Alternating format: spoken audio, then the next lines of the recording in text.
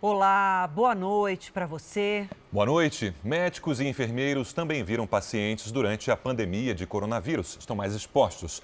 Alguns precisam de internação e vivem o outro lado nos serviços de saúde. E como acontece com a população em geral, a grande maioria se recupera e volta para o fronte, a linha de frente, nessa guerra contra a Covid-19.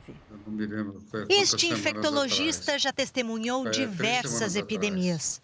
Mas pela primeira vez foi infectado. Eu fiquei com cansaço geral, não tive febre, tive muito pouca tosse. Também eu percebi que mudou o gosto das coisas. Dr. Paulo acredita que, como muitos profissionais de saúde, foi contaminado por um paciente. Você usa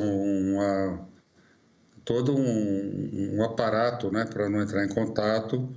Mas se você entra em contato com uma pessoa que tem uma carga viral muito grande, é difícil de você se livrar disso, não é fácil. Se pegar infectologistas, eu penso que praticamente todos ou quase todos vão ter anticorpos. Isso significa que houve o contágio. Ainda não se sabe o número de profissionais de saúde infectados pelo coronavírus no Brasil.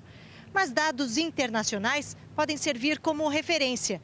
Na Itália, por exemplo, 10 mil médicos e enfermeiros foram contaminados desde o início da pandemia, o que representa 9% do total de doentes com Covid-19 no país. O cardiologista Roberto Calil já colocou 3 stents no coração, uma espécie de tubo para ajustar o fluxo sanguíneo. Internado há 8 dias com pneumonia causada pelo coronavírus, ele faz um paralelo. Se comparar a colocação de 3 stents na artéria coronária, colocar stent é passear no parque. É mesmo? É uma coisa que não te abate no estado geral. A alta está marcada para amanhã.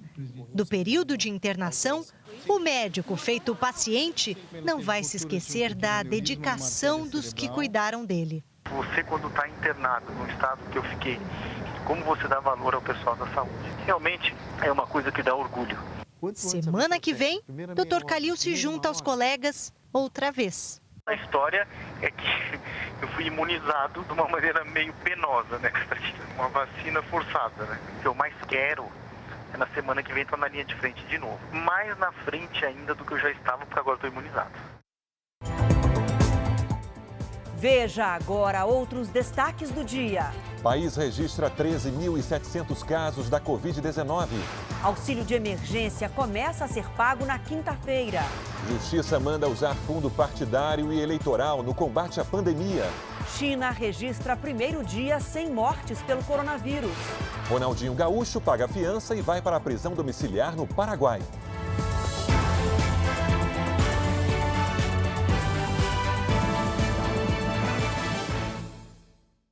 Oferecimento Bradesco Empresas e Negócios. Com você no futuro do seu negócio.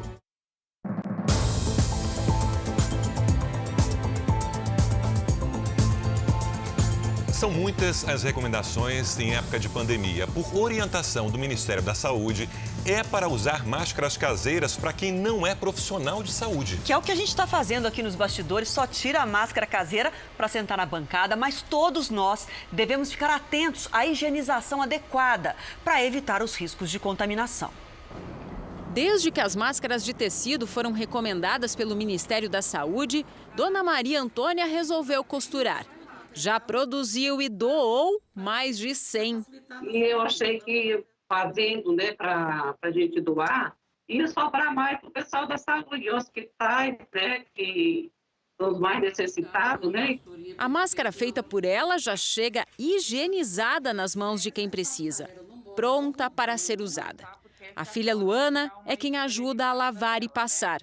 A máscara serve para diversos usos, dá para usar muitas vezes, mas sempre lavar com sabão neutro e dar uma esterilizada passando a ferro no modo algodão. Está certo! Para as máscaras de tecido serem efetivas na prevenção do coronavírus, precisam ser feitas corretamente e mantidas sempre limpas. 3 tipos de tecido são os mais recomendados: algodão, tricoline e TNT. A máscara funciona como uma barreira física ao vírus e por isso deve ser assim, dupla face, com 2 camadas de tecido. E é bastante importante ficar atento ao tempo de uso, por no máximo 2 horas, ou até sentir que a máscara está úmida. Depois disso, tem de trocar.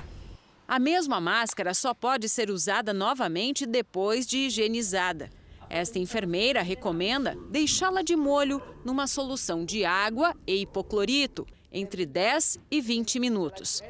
Passar a máscara com ferro elétrico não é obrigatório, mas ajuda a eliminar qualquer rastro de vírus e bactérias.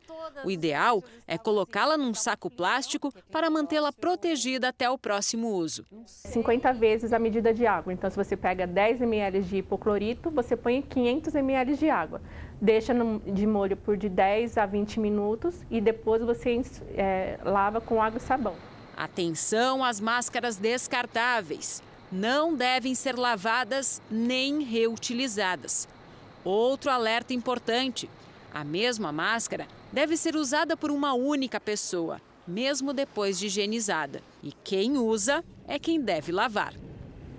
Se eu utilizei a máscara, eu vou fazer a lavagem dessa máscara, para você não contaminar outras pessoas. É isso aí.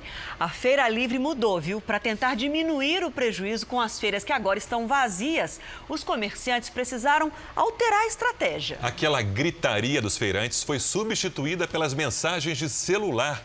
Os pedidos são feitos online e entregues em casa. A feira de um jeito que a Sônia, dona de uma barraca, nunca tinha visto. Hoje você vem para a feira, às vezes dá vontade de você desmontar e ir embora. Porque o pessoal não está vindo com medo, né? A rotina mudou muito. As barracas de pastel e caldo de cana que ficavam cheias não tem mais mesas e cadeiras. Só vendem para viagem. Para se cuidar e proteger os clientes, máscaras e álcool gel oferecido para quem vem comprar. Mas boa parte dos consumidores não tem aparecido mais por aqui.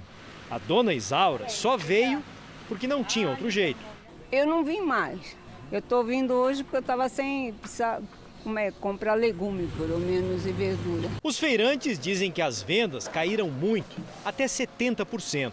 Primeira semana ela caiu um pouco, a segunda ela caiu um pouco mais, ela veio caindo de 30% a 30% cada semana. Enquanto o movimento continua fraco aqui na rua, não dá para ficar parado. Muitos feirantes estão indo até os clientes.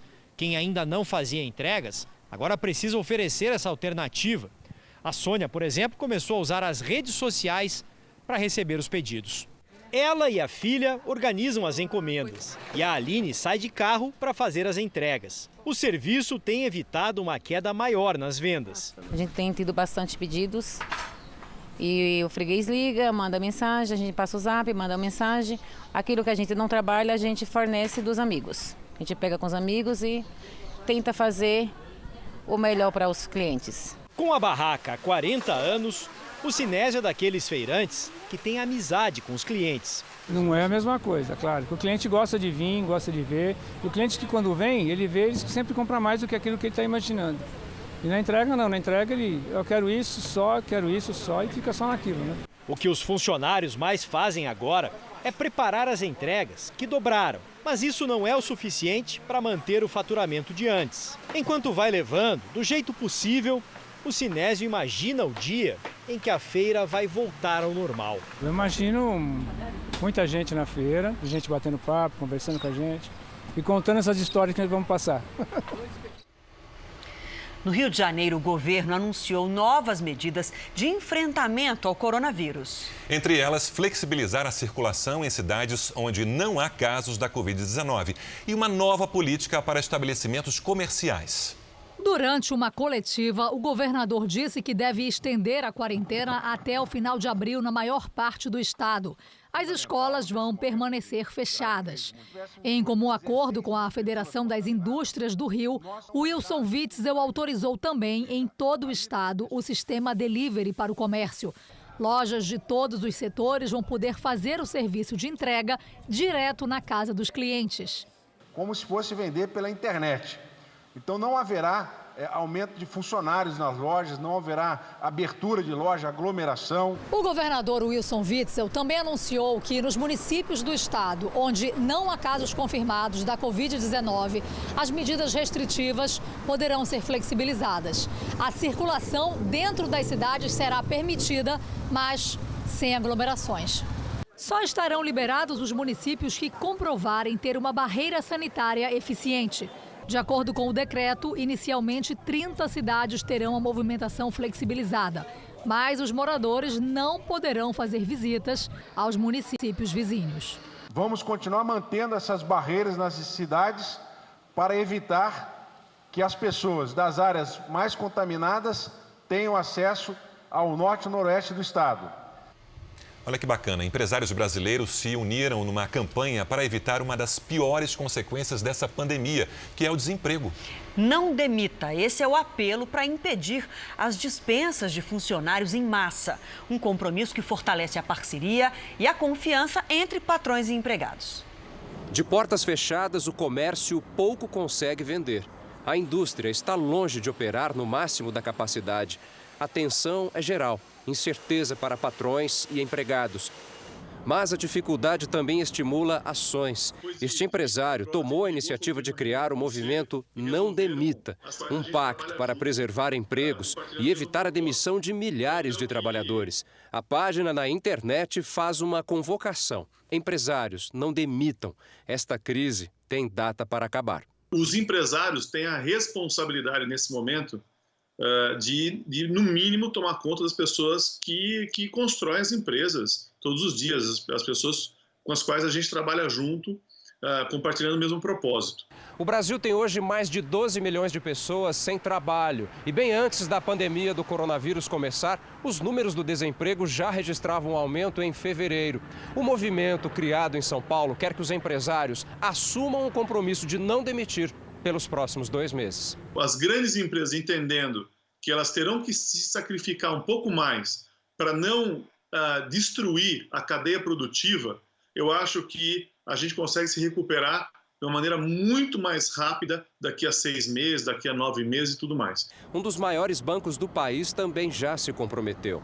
Os 100 mil funcionários do Bradesco poderão atravessar essa fase sem demissões. A gente está falando de muitas famílias que são representadas nesse compromisso, e isso é um otimismo responsável de que as coisas vão melhorar. Esse papel social, ele acaba tendo hoje, nesse nosso cenário, uma importância realmente muito significativa para que as pessoas possam ter claro que o amanhã existe, ele está aqui e ele virá com uma proporção muito grande de renovações que nós teremos, certamente. Para a diretora executiva da instituição, tanto empregados como patrões vão sofrer, mas sairão fortalecidos. A gente pode deixar claro essa importância de que absolutamente todos nós temos um papel social a ser ocupado, e isso faz de uma maneira muito clara que a nossa consciência cidadã ela se torne cada vez mais ampla e coletiva. Eu acho que esse é um dos grandes ganhos desse compromisso. O governo federal lançou um programa para arrecadar doações para ajudar os brasileiros mais atingidos por essa crise. O presidente Jair Bolsonaro passou o dia em reunião com ministros. De manhã, na saída do Palácio da Alvorada, o presidente Jair Bolsonaro evitou os jornalistas, mas falou com apoiadores. Na conversa informal, o presidente tomou cuidado com temas polêmicos. Não respondeu se pensava em baixar um decreto para determinar a abertura do comércio, mesmo contra a vontade de alguns governadores e críticas de parlamentares. Há possibilidade de fazer um decreto para poder voltar a funcionar os comércios, todo governador que coloca o seu. Há possibilidade de o senhor intervir nisso aí? Você sabe o que está acontecendo na política brasileira? Não sei, né? Você sabe, meu presidente, você sabe o que representa uma resposta para você agora. Chamaram a atenção também os gritos pela demissão do ministro da Saúde, Luiz Henrique Mandetta. Bora, Mandetta! Bora, Mandetta! Bora, Mandetta! A permanência de Mandetta está garantida pelo menos por enquanto. O ministro defende o isolamento social como forma de evitar o colapso da rede de saúde. Ele apresentou um plano para flexibilizar a medida em cidades que, mesmo após o avanço da doença, continuem com boa capacidade hospitalar. Jair Bolsonaro, que segundo fontes não havia batido o martelo sobre demitir Mandetta agora, também ouviu a ala militar e parlamentares, que saíram em defesa do trabalho do ministro. A avaliação é de que este não é o momento político para a saída, já que Mandetta é bem avaliado. Por outro lado, chama a atenção e liga o alerta no governo a proximidade do ministro com os presidentes da Câmara, Rodrigo Maia, e do Senado, Davi Alcolumbre, críticos do trabalho feito aqui no Palácio do Planalto. O presidente desistiu de participar de 2 eventos nesta terça-feira. Ficou no gabinete em reuniões com ministros que atuam no Palácio do Planalto. O principal assunto foi a crise provocada pela pandemia de coronavírus. Mesmo sem a presença de Jair Bolsonaro, foi lançado um programa com o objetivo de arrecadar recursos para entidades que fazem trabalho voluntário. O projeto Arrecadação Solidária receberá as doações a partir de R$ 30. Elas podem ser feitas por 2 sites. Para receber doações de empresas e de pessoas físicas, que serão destinados à assistência daqueles que mais sofrem com os efeitos negativos dessa crise. A primeira-dama, Michele Bolsonaro, que comanda o conselho do programa Pátria Voluntária, destacou a importância da ajuda nesse momento de crise. Queremos proteger nossos entes queridos e queremos impedir que o vírus faça vítimas em nossas famílias. Vamos agora com a opinião do jornalista Augusto Nunes. Boa noite, Augusto. Boa noite, Adriana. Boa noite, Sérgio. A Espanha e a Itália foram fortemente atingidas pela pandemia e ainda lidam com números dramáticos na contagem diária dos infectados e mortos. Mas já se avolumam sinais de que a curva desenhada pelo coronavírus logo se inclinará para baixo. Essa constatação foi suficiente para que governantes dos 2 países começassem a planejar minuciosamente a retomada das atividades econômicas, sem descuidarem da batalha contra a epidemia. Quanto mais lenta for a volta à vida normal, mais terríveis serão os danos econômicos causados pelo desastre sanitário. É esse o exemplo a ser seguido pelo Brasil.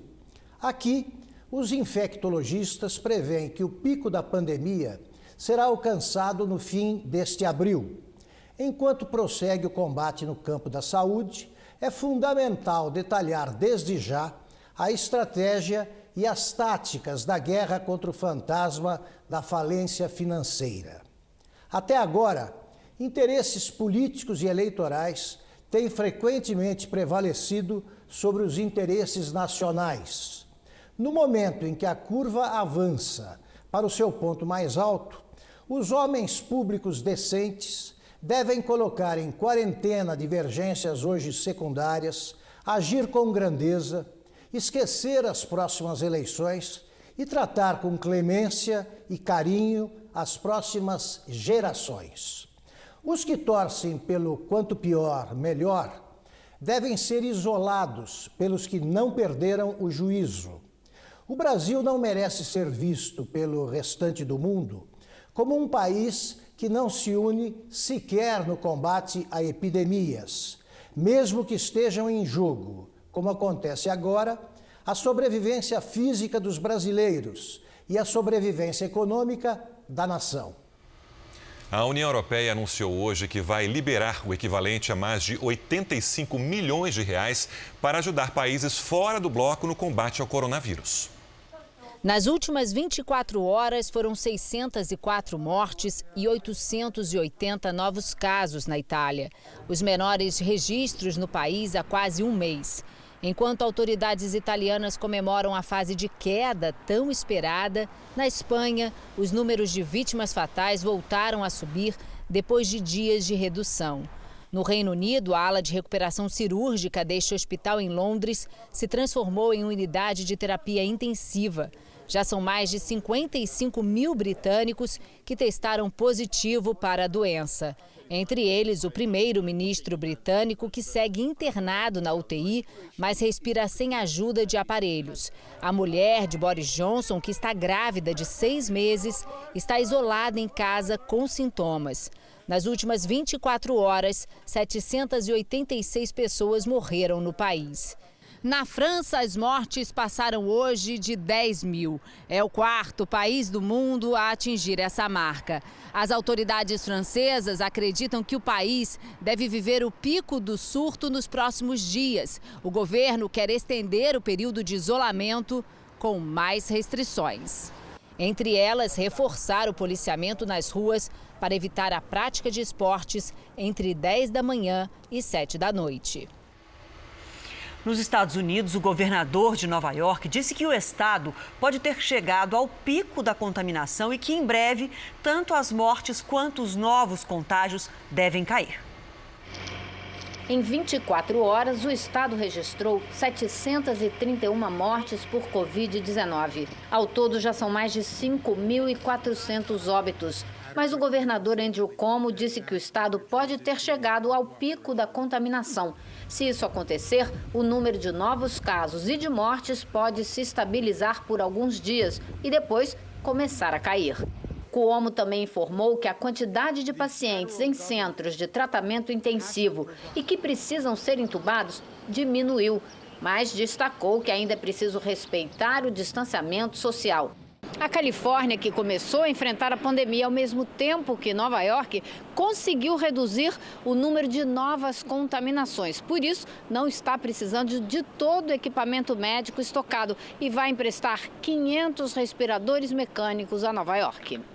A economia também precisa de apoio. O prefeito de Nova York, Bill de Blasio, disse que 500 mil de nova-iorquinos estão desempregados ou vão perder o emprego em breve. A China não registrou nenhuma morte pela Covid-19 nas últimas 24 horas. É a primeira vez que isso acontece em 3 meses. E hoje, a cidade de Wuhan, onde surgiu a doença, retirou as restrições de viagem. Vamos falar ao vivo com a nossa correspondente na Ásia, Cíntia Godoy. Cíntia, bom dia para você. Quanto tempo durou esse isolamento? Boa noite, Sérgio. Olha, foram 11 semanas de isolamento na cidade. Agora, moradores que têm autorização vão poder circular, desde que usem um aplicativo que indica a condição de saúde deles. Quem trabalha com a produção de insumos de saúde também está autorizado a voltar às indústrias. Já o governo japonês decretou estado de emergência aqui em Tóquio e em outras 6 regiões do país e orientou as pessoas a praticar o isolamento social. O primeiro-ministro também disse que em breve vai anunciar um plano para transformar espaços que seriam usados na Olimpíada em instalações médicas para receber até 800 pacientes com sintomas leves de Covid-19. Sérgio, Adriana. Todo esse empenho chinês no combate à doença. Obrigado, Cíntia. Veja a seguir as dúvidas de quem tem direito ao auxílio emergencial do governo, que começa a ser pago na quinta-feira. E ainda nesta edição, emissoras de TV do Brasil teria pago propina para conseguir direitos de transmissão de competições internacionais.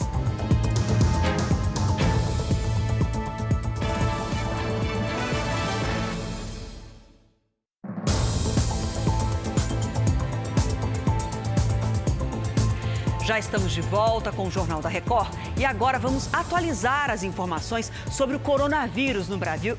Confere comigo aqui, olha, pela primeira vez, o número de mortes de um dia para o outro passou de 100. Foram 114 registros de mortes entre ontem e hoje aqui no país. São agora, no total, 667 mortes e 13.717 casos confirmados da Covid-19. São Paulo segue como o estado com maior número de casos, 5.682 e 371 mortes. O Rio de Janeiro e o Ceará são os outros 2 estados com mais de 1.000 casos confirmados até o momento.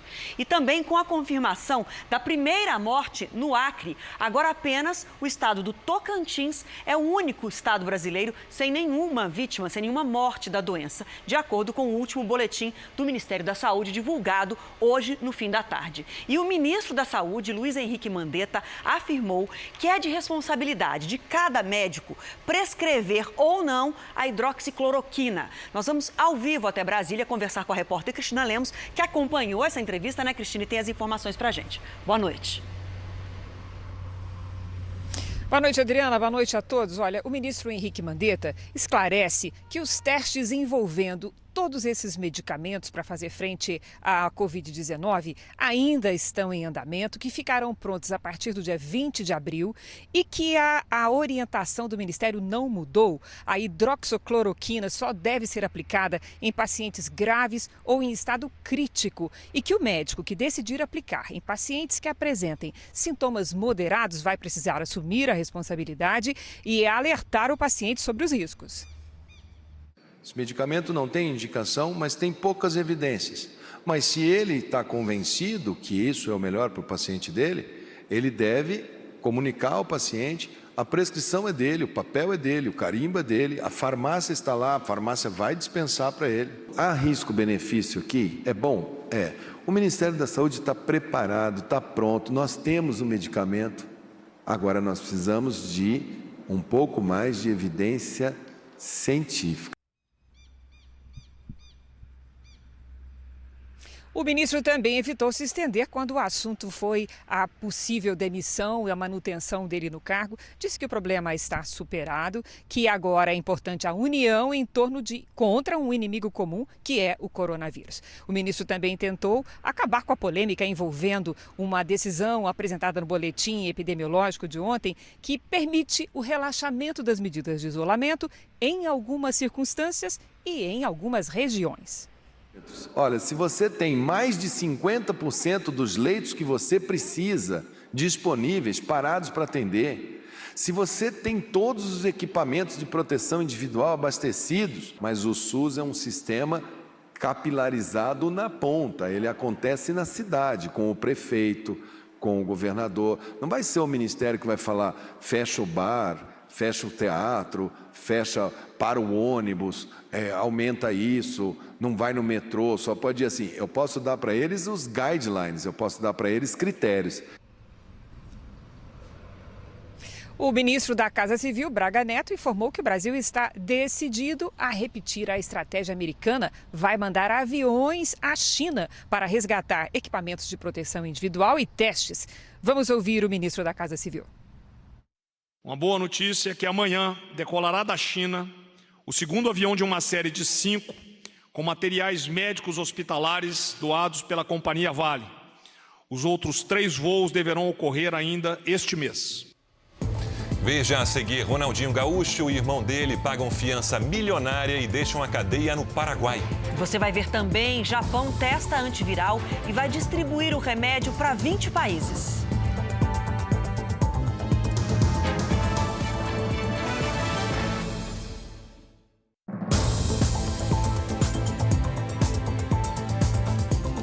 Aquelas 3 parcelas do auxílio emergencial no valor de R$ 600 por mês vão começar a ser pagas na próxima quinta-feira. O calendário dos pagamentos e também as formas de cadastramento disponíveis foram divulgados hoje. O aplicativo recebeu 10 milhões de cadastros em apenas 6 horas. A previsão é terminar o dia com 20 milhões. O presidente da Caixa chegou a se desculpar pela lentidão do sistema hoje, dia do lançamento.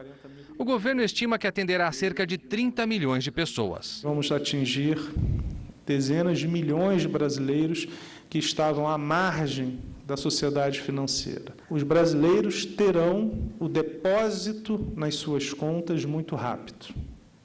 Dois pagamentos ainda esse mês. Serão quase 100 bilhões de reais para atender aos grupos beneficiados. Terão direito de receber os R$ 600 durante 3 meses microempreendedores individuais, contribuintes individuais do INSS e trabalhadores informais. Mães solteiras receberão o dobro, R$ 1.200. Pessoas atendidas pelo Bolsa Família receberão apenas um benefício, automaticamente o valor que for mais vantajoso. Para receber os valores, é necessário ser maior de 18 anos, não ter emprego formal, não receber seguro-desemprego ou outro benefício, a não ser o Bolsa Família. Ter renda familiar mensal de até 3 salários mínimos, pouco mais de R$ 3.000. Aqueles que estão no cadastro único, sejam ou não sejam beneficiários do Bolsa Família, automaticamente a Dataprev vai fazer a análise se eles têm ou não têm o direito, se é reconhecido esse direito e passar essa informação para a Caixa Econômica. Todos aqueles inscritos no cadastro único, não há necessidade de fazer qualquer requerimento. Para quem está no cadastro único, a primeira parcela será em até 48 horas. Para quem se cadastrou no aplicativo, a primeira parcela será paga em 14 de abril. Para todos, a segunda parcela será paga entre 27 e 30 de abril, conforme o mês de nascimento. A terceira e última parcela será paga entre os dias 26 e 29 de maio para todos os atendidos. Para receber o benefício, o CPF precisa estar em dia. Caso não esteja, é necessário procurar a Receita Federal o mais rápido possível para regularizar. A maior parte dos pagamentos será feita nas contas que os beneficiários já mantêm em qualquer banco. O governo fez um acordo com os bancos para que não haja descontos sobre o valor do benefício, mesmo que a conta esteja negativa. Quem não tiver conta corrente poderá abrir uma poupança digital sem custo. Em algumas situações, avaliadas individualmente, o governo permitirá saques em lotéricas e agências da Caixa, mas sem gerar aglomerações. Tem gerado uma grande tranquilidade às pessoas, porque isso demonstra claramente que essa operação gigantesca que foi montada, inédita, na verdade, ela foi sancionada na quinta, publicada na sexta, e hoje é terça-feira, e a gente já conseguiu estruturar todo esse processo e muito brevemente, esperamos que já na quinta se possa fazer o pagamento. O ministro da Cidadania, Onyx Lorenzoni, afirmou que o governo está atento às tentativas de fraudes que podem ocorrer. Bom, e para se cadastrar e receber esse auxílio emergencial, você vai ter que entrar na internet ou baixar o aplicativo na loja virtual de qualquer telefone celular. E as operadoras não vão cobrar por esse acesso. O JR mostra agora para você o passo a passo do cadastro. Vânia é feirante e desde que a quarentena começou, há quase 3 semanas, está sem trabalhar. Eu fiquei com R$200 no bolso. Eu compro o remédio pro meu esposo. Tem a despesa de casa, a conta da energia já chegou e eu não tenho mais dinheiro. A minha despensa já está vazia. Hoje, assim que foi liberado o sistema, ela foi tentar receber os R$600 do auxílio emergencial da Caixa Econômica Federal. Mas como não tem muita aptidão com a tecnologia, Vânia teve que pedir ajuda na associação da categoria, que disponibilizou uma pessoa para auxiliar quem tem dúvidas. O sistema é muito fácil. O que vai é a sua habilidade de estar mexendo com a internet, de estar explicando, porque você tem que ter um pouquinho de paciência, o site está congestionado. São 2 canais disponibilizados para preencher o cadastro. O site auxilio.caixa.gov.br e o aplicativo Caixa Auxílio Emergencial. É só baixar o app no celular, clicar no ícone, verificar os critérios de quem tem o direito ao benefício e clicar nos 2 espaços concordando com os requisitos e continuar. O cadastro começa com o nome completo, CPF, data de nascimento e nome da mãe. O próximo passo é detalhar quantas pessoas moram na casa e a renda da família. Uma mensagem enviada por SMS confirma o cadastro, que ainda vai ser analisado. Tudo é feito à distância. Não adianta procurar uma agência bancária. A Caixa alerta ainda que as pessoas precisam ficar atentas aos golpes, principalmente em links enviados por aplicativos de mensagens. Dúvidas podem ser tiradas por meio do telefone 111, que é gratuito. Valdivino conseguiu finalizar o cadastro, depois de muita demora. Eu comecei às 10 horas da manhã, consegui às 3 horas da tarde. E já está aqui no canto da tela o símbolo QR Code. Aproxime a câmera do seu celular e assim você vai direto ao r7.com para saber mais sobre o aplicativo da Caixa para poder receber esse auxílio emergencial. E você viu, o auxílio emergencial vai atender muita gente, nem todas estão inscritas no cadastro único, então são muitas as dúvidas, vamos ver algumas delas. Quem tem o cartão do Bolsa Família, mas teve o benefício cortado, poderá receber o auxílio? Sim, porém, primeiro é preciso consultar se o benefício está disponível antes de se dirigir ao banco. Essa consulta pode ser feita através do aplicativo Caixa Auxílio Emergencial ou no site auxilio.caixa.gov.br. Quem é microempresário e tem MEI precisa de quanto tempo de contribuição para receber o benefício? Não é exigido tempo mínimo de contribuição. Toda pessoa com MEI pode receber se atender aos requisitos obrigatórios, como idade mínima e limite de renda. Trabalhadores intermitentes que não estão trabalhando têm direito ao benefício? Sim, se estiver com contrato inativo, ou seja, se não estiver trabalhando. Para cidades e estados em que a pandemia não afetou de forma grave o sistema de atendimento à população, o Ministério da Saúde definiu novas orientações sobre o isolamento social. Nas ruas é cada vez maior o número de gente com máscaras de proteção para tentar reduzir riscos. Tem que ter a máscara, proteção, sempre o álcool em gel. Chegar em casa, tomar um banho, lava bem a mão, se cuidar bem. Preocupado com a velocidade de transmissão do novo coronavírus no país, o Ministério da Saúde orienta o isolamento social. Mas agora cria formas diferentes para essa prática, que varia de acordo com a situação epidemiológica de cada localidade. São duas categorias. O distanciamento ampliado é o já adotado em alguns estados e capitais, que necessitam de isolamento mais severo para não superlotar o sistema público de atendimento. A proposta do Ministério da Saúde é migrar para o distanciamento seletivo municípios que ainda não estejam com alta ocupação de leitos nas unidades de saúde. O número de casos confirmados de Covid-19 não pode superar a metade da capacidade de leitos disponíveis nos hospitais. O distanciamento seletivo libera a circulação de pessoas nas ruas, mantendo em isolamento social idosos e quem tem doenças crônicas, os considerados grupos de risco. Essa transição de um isolamento mais severo para outro mais brando começaria a valer a partir da semana que vem. Alguns países já começam a adotar medidas semelhantes para retomar a vida depois da pandemia. No próximo dia 12 de abril, a Noruega, por exemplo, vai ter escolas e jardins de infância em 2 turnos. Um grupo vai nas segundas e quartas e outro nas terças e sextas-feiras. No dia 13, na Dinamarca, os trabalhadores vão ter escalas de horários diferentes para evitar aglomeração no transporte público. Dia 14 é a vez da Áustria permitir a reabertura dos pequenos comércios. E a Alemanha, no próximo dia 19, vai liberar a reabertura de escolas, lojas e até restaurantes, em número limitado. Mas o uso de máscara será obrigatório. O Reino Unido estuda uma medida diferente, um passaporte de imunidade para quem já teve a Covid-19. Aqui no Brasil, Campo Grande é uma das cidades aptas a adotar o isolamento seletivo. A capital de Mato Grosso do Sul tem hoje 48 casos confirmados da doença e a maioria dos pacientes segue em isolamento domiciliar. Apesar do medo da doença, o comércio no centro foi reaberto esta semana, com horário reduzido. O transporte coletivo, antes restrito apenas a passageiros de serviços essenciais, voltou a rodar com mais ônibus nas ruas. Mas o passe livre de idosos e estudantes permanece suspenso. Para esta infectologista, a transição do isolamento social é o caminho para voltar à normalidade, mas sem deixar de lado cuidados básicos de higiene e proteção. Os cuidados têm que ser mantidos por um longo período, até que a gente tenha uma vacina, provavelmente, que é o que nós esperamos. Promotores americanos fazem uma nova denúncia no Tribunal Federal de Nova York de venda de votos para as Copas da Rússia e do Catar. Entre os acusados está o ex-presidente da CBF, Ricardo Teixeira. Uma emissora brasileira de TV é acusada de pagar propina no esquema internacional de corrupção.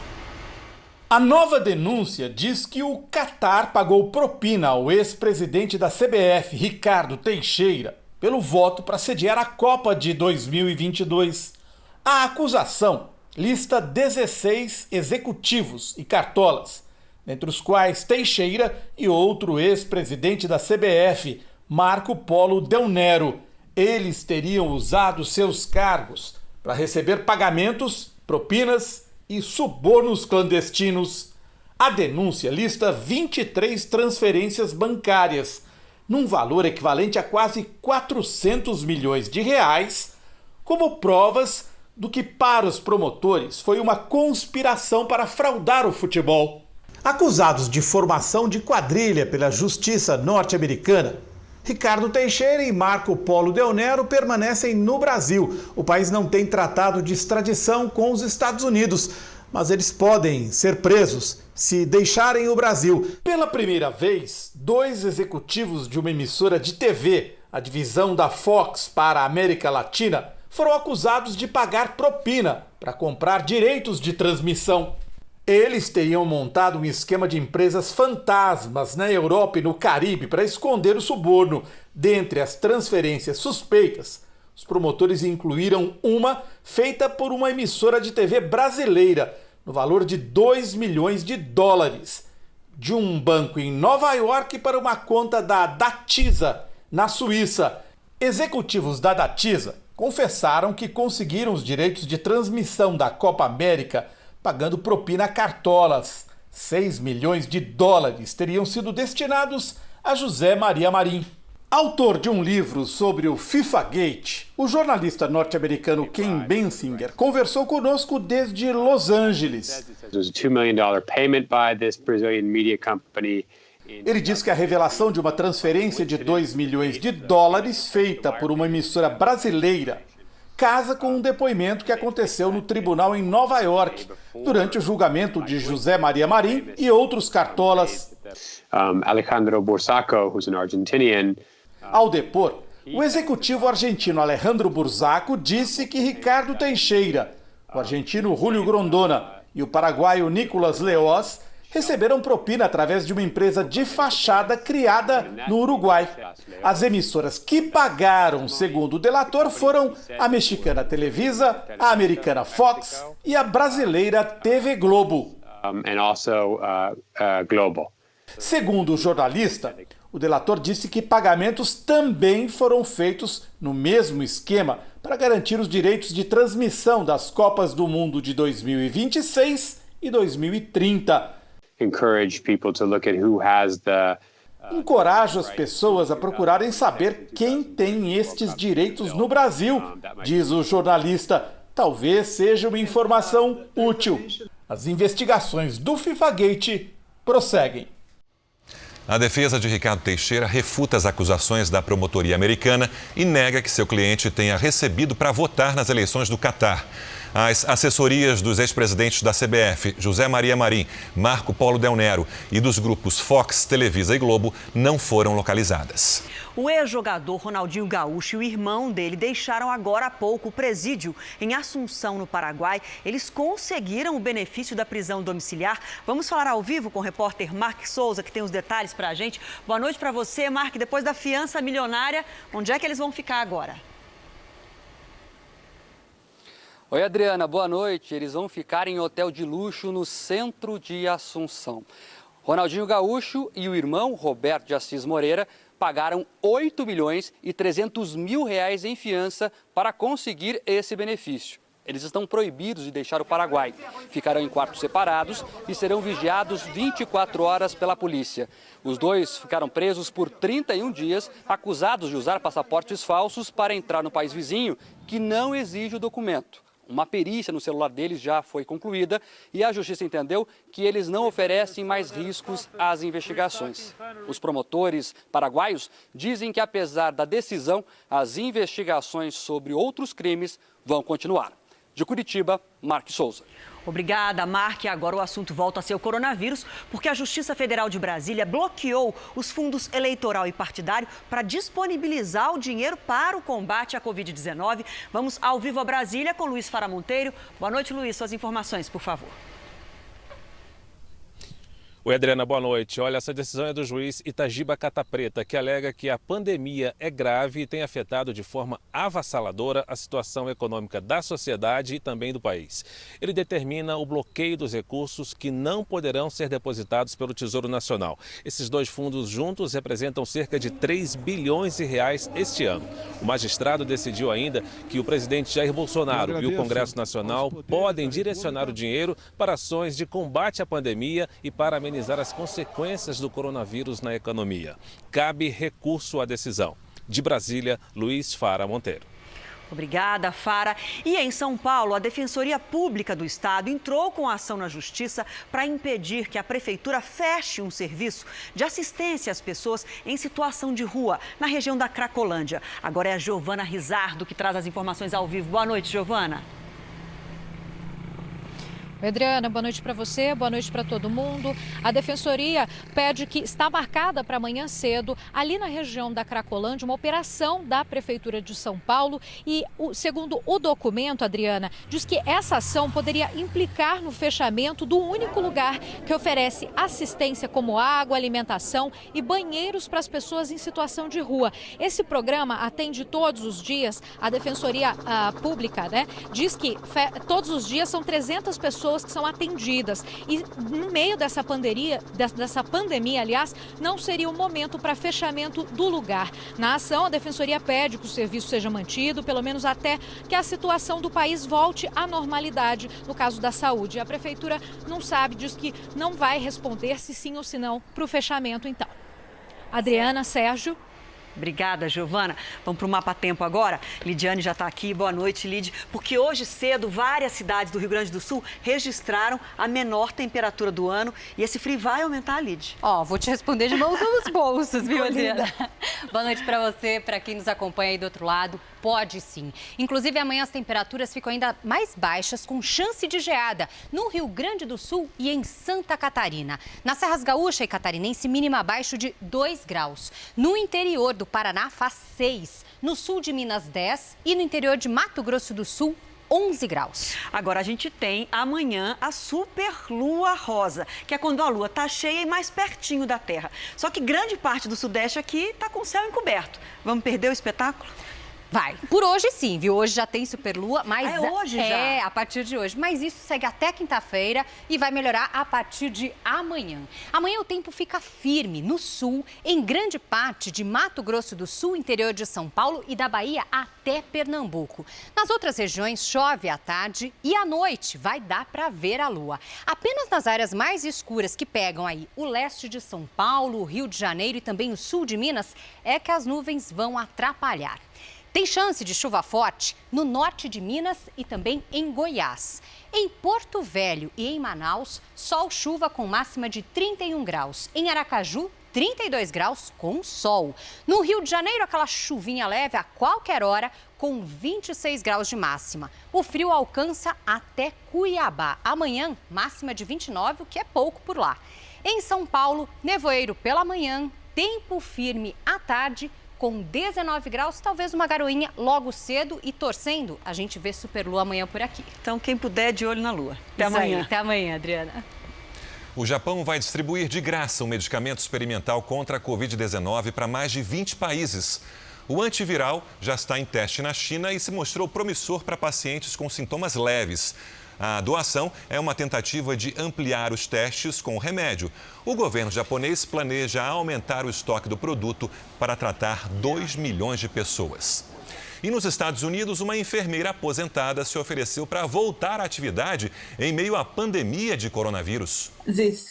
Juliana Moravski conta que a decisão surgiu porque todos estão sob ameaça. Ela está no grupo de risco, é idosa, mas decidiu participar do combate ao que considerou uma das maiores crises que o país já enfrentou. E isso porque tem mais de 30 anos de atuação de emergência hospitalar. No Reino Unido, o cantor John McClurry fez um vídeo para entreter a mãe, que não visita há 7 semanas. Ele conversa com a mãe todos os dias, mas dessa vez resolveu fazer algo mais. E juntos interpretaram uma música de Amy Winehouse, de quem a dona Cherry é fã.